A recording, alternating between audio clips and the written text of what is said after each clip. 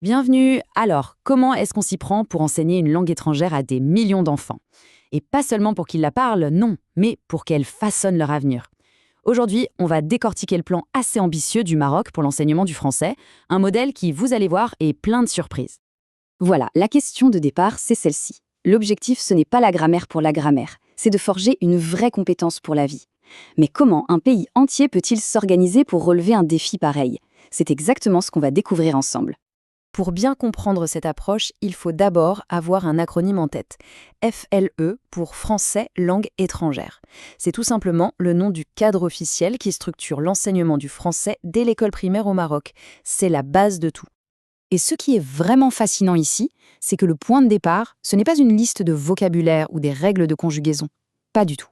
Tout commence par une philosophie, une idée très forte sur la raison même d'apprendre une nouvelle langue. Et la voilà, cette idée tout en haut de la pyramide.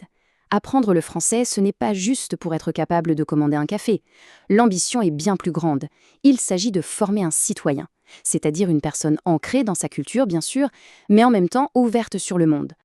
Bon, c'est bien beau d'avoir une philosophie aussi ambitieuse, mais comment ça se traduit concrètement dans une salle de classe? Eh bien, la réponse se trouve dans 7 principes directeurs.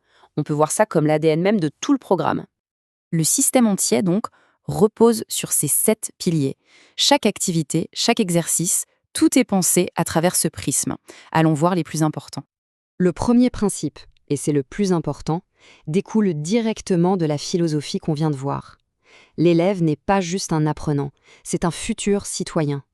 Le français devient alors un outil pour renforcer sa fierté, son identité marocaine, tout en l'aidant à s'intégrer et à participer pleinement à la société. Ensuite, on passe à une approche très pragmatique. Fini la mémorisation passive. Les principes 2 et 3 sont clairs comme de l'eau de roche. La langue est un outil pour agir.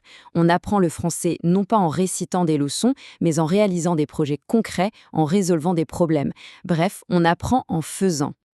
Les derniers principes, eux, nous dessinent le portrait d'une salle de classe du XXIe siècle. On parle d'apprentissage collaboratif, où on apprend les uns des autres, d'une pédagogie centrée sur les besoins réels de chaque élève, et non plus sur un programme rigide. C'est une approche flexible qui s'adapte, qui intègre la technologie. En somme, l'élève devient vraiment l'acteur principal de son apprentissage. D'accord, les principes sont clairs. Mais concrètement, ça donne quoi le parcours d'un élève? Allez, suivons son évolution à travers le plan de 6 ans qui structure tout l'enseignement primaire. Ce tableau, il est génial parce qu'il nous montre la colonne vertébrale du programme. Une montée en puissance qui est planifiée au millimètre près. On commence modestement en première année avec des petites bases à l'oral, mais regardez la vitesse de progression. Dès la 3e année, hop, on passe à la production de textes.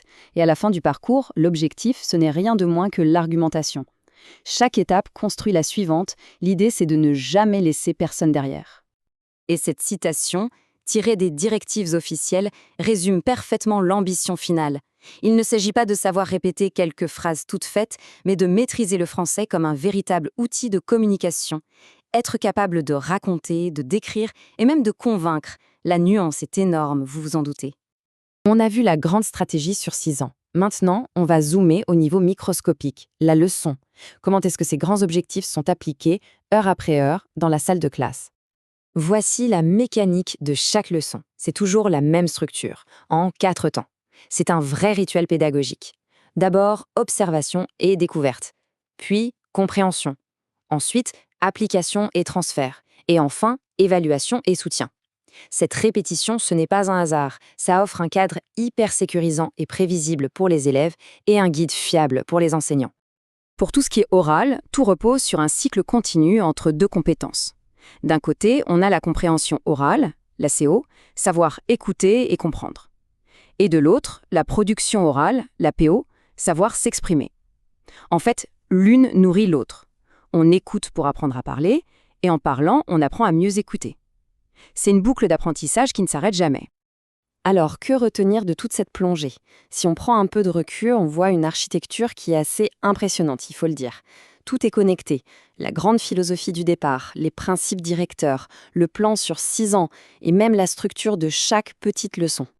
En résumé, si on devait pointer la force de ce modèle, ce serait sa cohérence totale.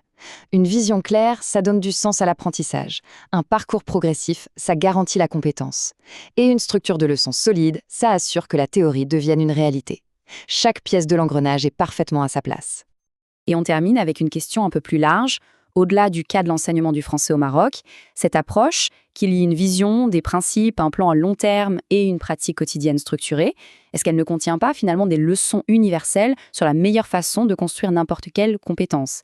C'est une réflexion qui, je pense, mérite d'être menée.